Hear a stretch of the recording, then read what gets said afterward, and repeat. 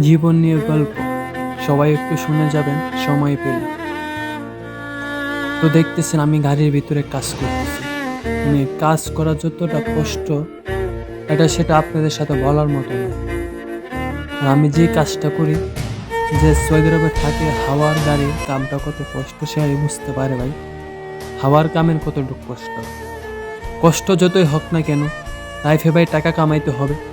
টাকা ছাড়া আপন মানুষও, প্রিয় মানুষের যে হোক ভাই, আপনাকে কেউ ভালোবাসবে না। আপনার জীবনে আপনার টাকা কামাইতে হবে, বাস্তবতা যেটা বাস্তব। আপনার টাকা ছাড়া ভাই কেউ আপনাকে ভালোবাসবে না। আবার যতই কষ্ট হোক টাকা কামাইতে হবে লাইফে। তো আমার বয়সটা যখন ছিল 15 বছর, আমি 7 বছর বয়স বাড়ায় প্রবাসে আসলাম শুধু টাকার কারণে ভাই। তখনই বুঝতে পারতেছি টাকা ছাড়া কেউ মূল্য দেয় না। এখন আমি কয়েকজন লোকের দেখাই মুখ, তোমরা কি ভাবছিল আমার নামে, আর এখন দেখো আমি কি করতেছি। তো গাইস, যতই কষ্ট করতে হবে, মানে লাইফে আপনার টাকা কামাইতে হবে। আর বন্ধু বান্ধব, তোমরা তো দেশে ঘুরতেছো, বাপের হোটেলে খাইতেছো, খায়া স্ত্রী মারতেছো, একদিন তোমাদের সব হবে। আরে ভাই, অত সোজা না রে।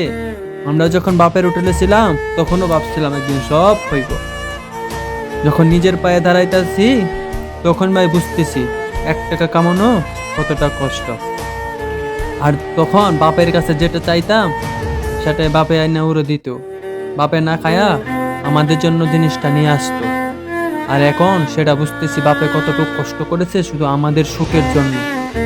আর এখন আমি যতই ভাই কষ্ট হোক, মা বাবাকে সুখে লাগবো, আর কয়েকজন আত্মীয় স্বজনকে দেখাই দিব। দেখো আমি লাইফে কি না করতে পারি।